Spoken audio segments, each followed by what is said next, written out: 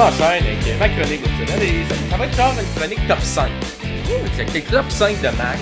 Et cette semaine, vu que mon mot lexique c'était bury, enterré, ben, je vais vous donner mon top 5 de qui, selon moi, c'est mon opinion, est enterré présentement à la WWE ainsi qu'à la All Elite Wrestling. Top 5 de chaque côté. Fait que 10 lutteurs au total. Il pourrait en avoir, évidemment, plus que 5 parce que il n'y a pas des ceintures pour tout le monde. Il faut qu'il y ait des gens maintenant qui acceptent de perdre. En même temps, les ceintures, il en manque pas, là. Il en manque pas, mais il y a quand même... je regardais les rosters, c'était près de 200 du côté de la All Elite.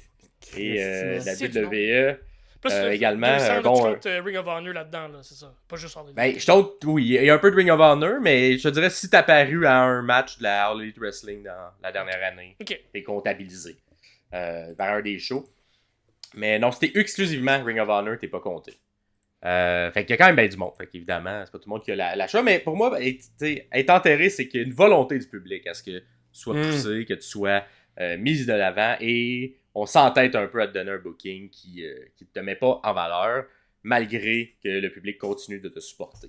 Mm-hmm. On va être avec mes mentions honorables de chaque côté. Fait que d'abord du côté de la WWE, j'en ai une mention honorable. Et ça va être Finn Balor. Que je mets mention honorable parce que il est quand même des ceintures, il est quand même mis de l'avant. Mais je trouve qu'avec Finn, si tu décidais que tu lui donnais une vraie chance légitime, je pense qu'il pourrait faire de très belles choses. Il pourrait être élevé beaucoup plus haut que où ce qui est présentement.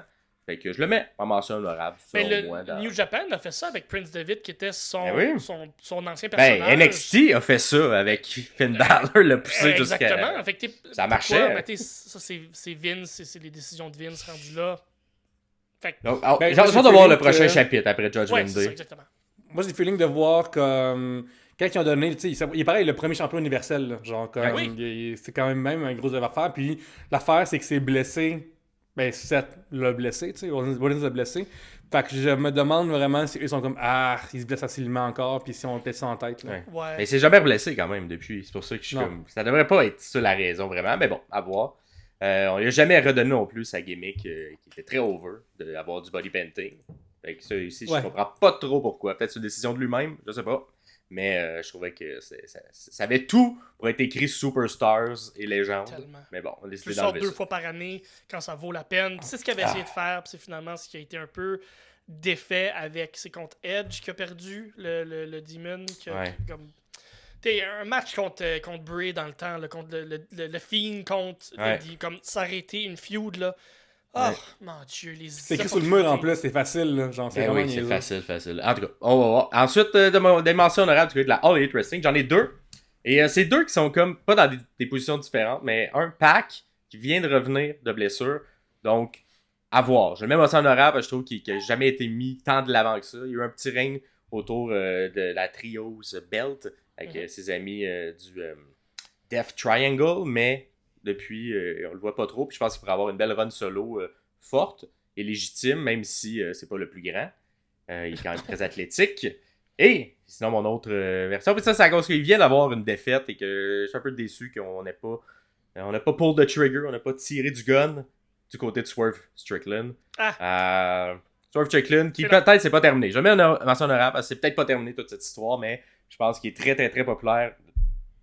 Le public l'aime, puis malheureusement, on lui donne pas une ceinture, on ne le met pas de l'avant comme il se doit. Peut-être que ça arrivera plus tard, je l'espère. C'est pour ça qu'il est mention honorable.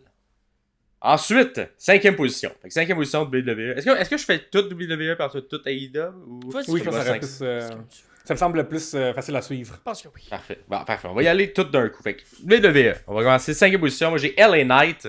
LA Knight, qui est pas mon préféré, je vais l'avouer, mais il est over. C'est objectivement, quand t'écoutes les gens qui l'aiment, ils disent yeah, puis depuis le début, on se sert plus de sa popularité pour aider d'autres lutteurs que de l'aider lui-même. À voir si ça va changer, mais je pense que LA Knight, avec la réaction du public, se fait un petit peu enterrer présentement à travers d'autres rivalités. Là, il part contre AJ Styles, mais bon, on va voir où ça s'en va. Il a comme compris que qu'est-ce que les gens aimaient faire dans la suite de Raw? Crier des catchphrases.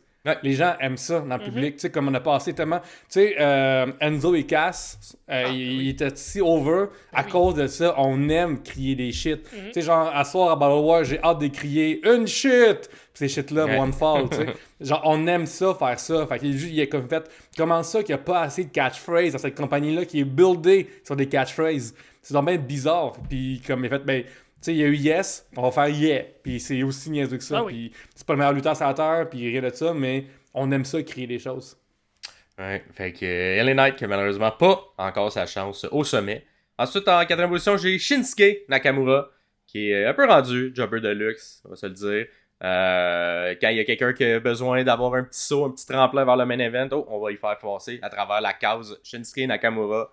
Il a donné une petite rivalité de 1 mois et ensuite, merci, bonsoir. Nakamura qui, malheureusement, surtout avec le personnage, qui est un peu repackagé, la nouvelle gimmick, un peu qui est comme méchant de jeux vidéo, là, que je dirais, là, un peu à la Rise of Ronin ou à la genre de jeux vidéo comme ça.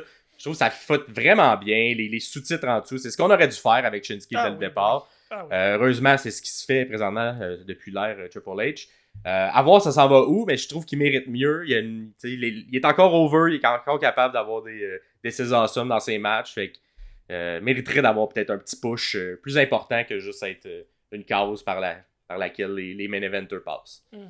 C'est difficile parce que, tu sais, à la WWE, si tu as les grosses belts à un moment donné, puis après t'es peur, faut vraiment que tu travailles plus fort pour les revoir que des fois des gens qui sont plus émergents. Puis dans le cas de Shinsuke, dans le temps qu'il était champion, je pense, à SmackDown, je me trompe pas, c'était la gimmick de kicker le monde d'un gosse. Là. Puis c'était pas tant le fun à regarder. C'était pas un bon règne non plus. Là. C'était mal booké, c'était à travers plein de choses différentes qui n'étaient pas mis de l'avant. Fait que non, c'était. Puis cette compagnie-là, ce qu'ils vont faire, c'est au lieu de regarder vers en dedans comme oh, comment on l'a mal fait, ils vont faire hey, c'est de ta faute. Ouais, exact. Ouais. Donc Nakamura, on va voir. En troisième position, j'ai Ricochet. Là, on tombe plus dans du gros low card, mais qui peut-être le restera toujours. Mais Ricochet, qui bump comme pas un, qui est capable de se donner un match contre tout le monde, il va rendre ça légitime, même si il va rendre les autres adversaires super puissants. On l'a vu dernièrement dans le Gauntlet match la semaine dernière, un super bon match pour ouvrir ce match-là.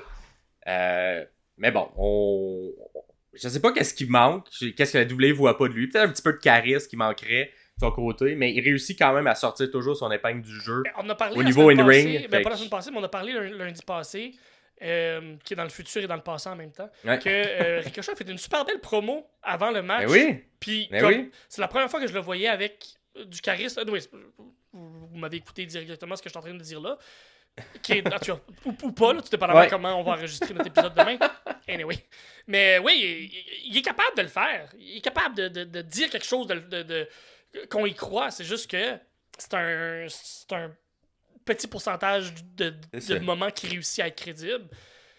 Pourquoi pas le mettre avec un Paul Heyman? Pourquoi pas le mettre avec quelqu'un comme ça? Peut-être pas Paul Heyman, mais peut-être pas, tu sais, je pense pour qui parle pour lui. Pourquoi pas? Mais pour un Ricochet, assurément, tu sais, peut-être pas le mettre main event tout de suite, mais tu peux lui donner une ceinture mid-card ou une ceinture par équipe qui pourrait le légitimer un peu plus.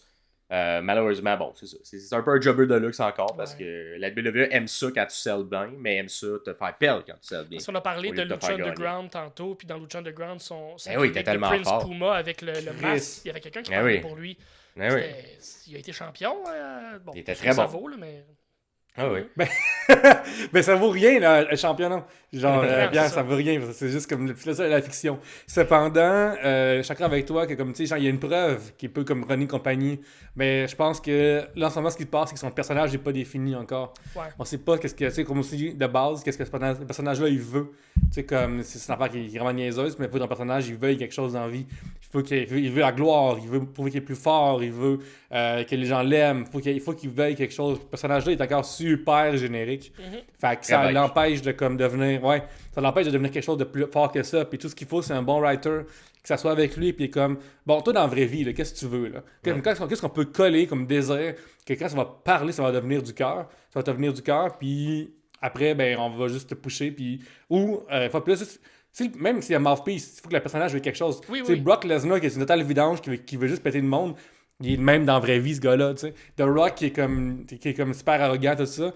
Puis qui, genre, il est pas loin de ça non plus, tu sais. Fait que comme, c'est quoi l'affaire que ce gars-là il est dans la vraie vie, puis qu'on peut faire x1000 avec. Puis je trouve que pour lui-même, son propre bien, il l'a pas encore trouvé, ou on l'a pas exploité encore. Mais comme on avait déjà dit aussi, peut-être c'est ce qu'il veut. Il veut pas monter plus que ça, parce que lui, il est bien dans cette case-là à faire 800 000 par année, puis être comme, je vais bumper, je vais m'amuser un peu, puis ça va bien ma vie, puis moi je suis à l'aise avec ça. Je n'ai pas la pression d'aller plus haut que ça non plus. Peut-être, on sait pas, on n'est pas dans ses pétalons. Peut-être. Ensuite, en deuxième position, j'ai une équipe féminine, pour les deux séparés, mais également les deux en équipe. Chelsea Green et Piper Niven, qui, pour deux raisons différentes, mais Chelsea Green, qui est très bonne au micro, très over, très drôle. Assurément, tu y mets un booking qui fait du sens ou tu la vends plus forte, elle serait capable de vendre une championne forte, là, assurément. En plus, dans une gimmick avec Piper Niven, ça pourrait être un classique genre je triche puis je gagne mes matchs, c'est comme ça que je retain. Et Piper Niven, qui a un look que pas grand monde ont à l'intérieur de la WWE, puis je trouve son in-ring quand même plus fort que, mettons, un Nia Jax, tout ça. 100%. Fait que, dans les deux cas, je trouve que c'est beaucoup de potentiel perdu à travers ces deux filles-là, qu'on va voir une fois de temps en temps, 2 minutes backstage, où vont venir un comedy match, puis that's it, on passe à autre exact. Chose. Fait que je suis comme, donnez-leur une chance à ces deux-là, parce que j'ai l'impression qu'ils peuvent vraiment plus en donner, puis que la foule aussi réagit beaucoup quand les deux sont sur le ring, malgré qu'il y a zéro histoire qui leur est favorable présentement. Donc, là, c'est vraiment dommage comment est-ce que souvent la lutte, les dirigeants opposent comedy match puis comedy wrestlers à crédibilité. Ouais. Une fois plus, tu sais, comme Kurt Angle est un excellent exemple de comme un personnage loufoque, tata puis niaiseux, mais qui est super bon. Puis un lutteur hors pair, incroyable. Un des meilleurs. Là. Puis non seulement ça, mais aussi ça lui permet justement d'avoir des rôles ingrats, puis d'être comme Stephanie qui l'utilise dans le temps quand elle est avec Triple H, qui fait un petit peu croire qu'elle chante avec lui, tu sais. Fait que comme... Puis souvent, ils sont opposés. T'es soit un Santino, ou soit t'es comme un genre de Batista, mais il n'y a pas entre les deux. Ouais. Puis je trouve que genre... Ces affaires-là pourraient arriver, là. Tu sais, comme vraiment entre les deux, là. Ouais. Et en première position, vous en doutez tous et toutes, mais j'ai Chad Gable, qui est l'ultime personne enterrée à la WWE. Ça doit faire 8 ans qu'il est là, fait 8 ans qu'il est enterré. Malgré un in-ring extraordinaire, malgré Shorty quand G. même un charisme qui réussit à faire Shorty quelque chose avec des... Tu sais, quand on parlait de comme situations un peu dégradantes ou des histoires qui sont... Comment tu fais pour t'en sortir? Et lui, il réussit à s'en sortir malgré ça, mais on lui donne jamais un booking légitime, alors qu'il est probablement dans le top 5 des meilleurs lutteurs in-ring de cette compagnie-là. Et qu'au micro, il se débrouille avec ce qu'on lui donne, puis qui est très team player avec tout le monde, mais malheureusement, encore une fois, c'est le fun parce que c'est Sami qui reçoit un peu le spot qui aurait pu être du côté de Chad Gable, mais encore une fois, Chad Gable qui passe deuxième, qui finit deuxième, puis qui se laisse sa chance à d'autres lutteurs. Fait que j'ai hâte qu'on décide de pull the trigger, puis qui sait, peut-être ça sera pas à la WWE, peut-être qu'un changement de compagnie lui serait bénéfique dans son cas. Absolument. Parce que il y a un style qui fitterait très bien, évidemment, à l'Elite Wrestling. Il suffit juste que quelqu'un s'en rende compte. Fait que je suppose que vous êtes d'accord sur Chad Gable. Qu'est-ce qu'on va aller se faire bury à la AEW à la place? Dans les 1400 signés qui sont All Elite.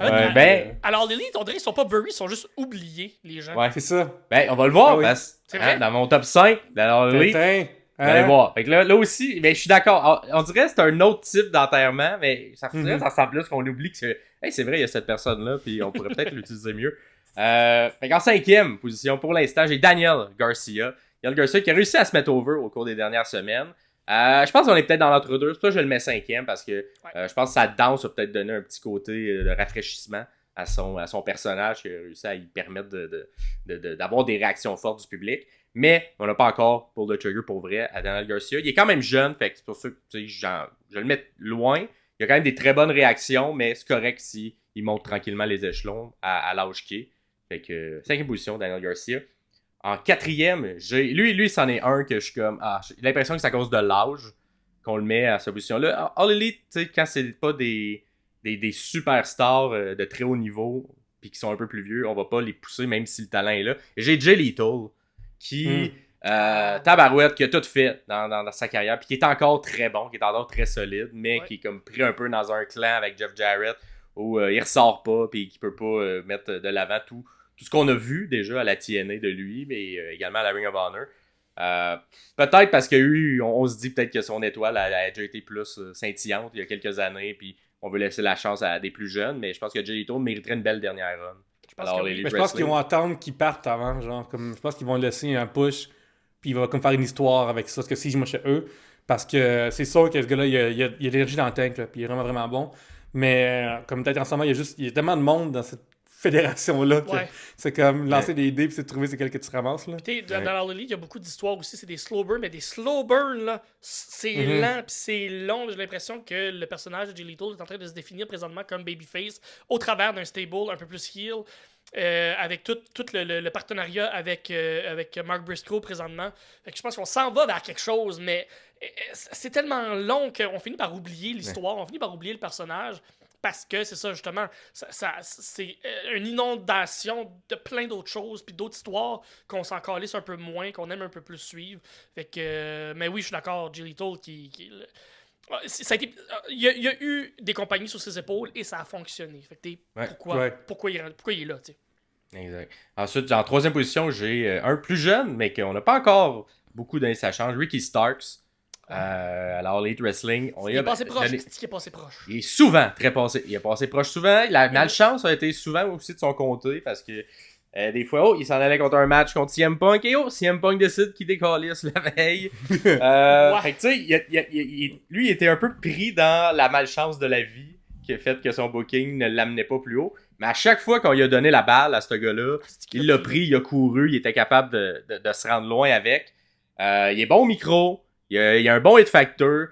Pas le meilleur dans le ring, mais capable de suivre aussi tout ce qui se fait. Il n'y a pas beaucoup de gens aussi dans son style, je dirais, là, plus charismatique à la All Elite. Donc, à voir s'il sera poussé. Peut-être qu'un moment donné, il va se tanner puis il va peut-être aller de l'autre côté. Il y a des amis de l'autre bord aussi. Je pense qu'il pourrait bien fitter de l'autre bord, moi, je pense. Il pourrait bien fitter, mais il n'est pas le plus gros, plus musclé. Alors que l'autre côté, non, mais on aime ça. NXT, c'est serait bon à NXT, c'est ça. Incroyable à NXT. C'est ça que moi je verrais, là, mettons, parce que c'est con, parce que le WWE, faut que tu aies l'air de ce que tu as de l'air pour être, genre, ça, il faut une longue storyline pour que tu gagnes, là. Mais genre, comme à NXT, ça serait vraiment bon, puis c'est rendu aussi une époque où c'est plus dégradant d'être à NXT, là, une époque où c'était comme... 100%. Donc, Ricky Stark qui mériterait un peu mieux. Ensuite, pour les deux premières, parce que j'ai deux madames, évidemment, alors les Wrestling a un peu de problème avec son booking de femmes. Et tout d'abord, en deuxième position, ça pourrait être un, mais tu sais, il est quand même poussé à la Ring of Honor comme vraiment intensément. Mais je comprends pas pourquoi on fait pas la même chose du côté de l'All Elite. Et c'est Athena.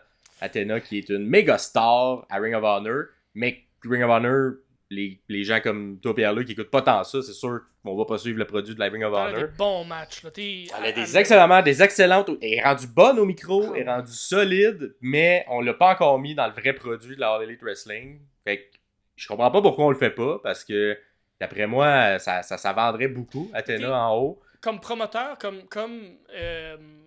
personne en charge de cette compagnie-là, que tu as aussi Ring of Honor, tu as besoin de bons talents aussi à ton produit Ring of Honor, qui est ton ça fait longtemps qu'elle est là. Un peu talent. Fait que je comprends qu'on la met en position là, c'est quelqu'un de talent sur qui on peut se fier.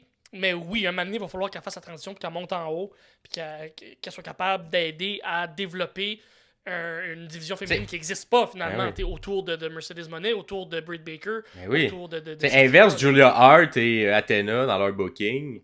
Pour moi, ça fait plus de sens d'avoir une Athena à l'endroit où Julia Hart est et Julia Hart à l'endroit où Athena est. 22 ans, Julia Hart, puis on la met dans des positions, une position comme il faut qu'elle ait un titre. Puis elle le fait bien, là. Elle le fait très bien. Elle se débrouille bien, mais elle n'a pas l'expérience qu'Athena a. Fait que, et l'autre, la première position, c'est Ruby Soho, que je comprends pas encore pourquoi on l'a amené, pour qu'on l'a signé, c'est pour il faire des storylines où elle est en couple, ou elle date. Comme, c'est quoi ça? Qu'est-ce que vous faites? C'est une lutteuse hyper efficace in-ring. Puis vous manquez de bonnes filles in-ring présentement dans l'Elite Wrestling. C'est quelqu'un qui pourrait permettre à tout le monde de se développer aussi, qui est un peu plus green. Fait que Ruby Soho, je la mettrais peut-être plus dans une position d'avoir une ceinture, de défendre cette ceinture-là. Puis je comprends pas pourquoi. Comme passé proche, puis là, elle est partie vers du comédie. Puis J'ai l'impression que Soho, on l'a pas mis avec des lutteuses. Comme, mets Soho contre une Athena. Athena est presque shoot dans ces matchs-là. Dans le sens où elle va cogner fort. Puis j'ai l'impression que Soho, elle a besoin de ça. Ça fait longtemps qu'elle a pas lutté. Tu sais, je la trouve un peu mollasse de temps en temps. Puis t'es comme pas. De pas aller à 100% dans un coup. J'ai déjà entendu dans la lutte, je l'avais déjà dit sur le podcast, si tu penses que ton coup de poing ne rentrera pas, donne-en un vrai, pour pas que ça ait l'air faux. Puis j'ai l'impression que Soho, elle se retient un peu. Mais là, contre une Martinez, Mercedes Martinez contre une Athena, j'ai l'impression qu'eux vont être capables de vraiment l'apporter à un autre niveau. J'ai l'impression que même si on l'a mis dans certains matchs qui valaient la peine, en tout cas, elle n'a pas été capable de montrer vraiment le travail qu'elle a fait au Japon il y a une couple d'années.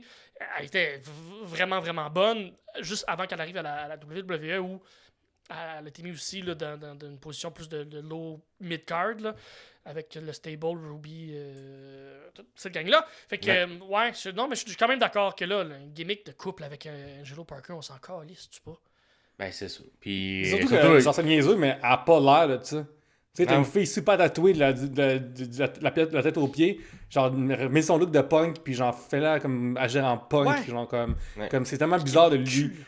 Genre, ouais, c'est ça, comme, avez-vous 2 yeux, tabarnak, là, genre, comme, il manque pas des filles qui se pourraient mettre dans ce genre de dynamique-là, puis c'est comme correct, là, genre, le gars aussi est en couple, là, genre, comme c'est des personnages, les personnages font des choses, mais, comme, elle a pas l'air de, comme, ça, puis genre, elle livre bien, là, mais, comme, elle a vraiment l'air d'une bad motherfucker, fait comme, donnez-y une gimmick de bad motherfucker, puis on va tout être content. Parce que aussi, comme, quand elle est arrivée, tout le monde capotait, là, genre, les elle a eu un beau petit push au début, que souvent, c'est ce qui arrive avec les gros noms qui signent. Du côté féminin, c'est qu'on leur donne un petit team, la maintain avec Taya Valkyria. Tu sais, ça. Boum, on commence autre, puis là ensuite on les drop, on les met dans des positions mid-card, low-card. Mais Ruby, je comprends pas pourquoi. C'est vrai, Taya puis Johnny. Johnny Mundo, whatever, le gars tout le temps des Johnny TV, Johnny TV. Il est signé à All Elite, on le voit pas, il est pas là, tabarnak. Non.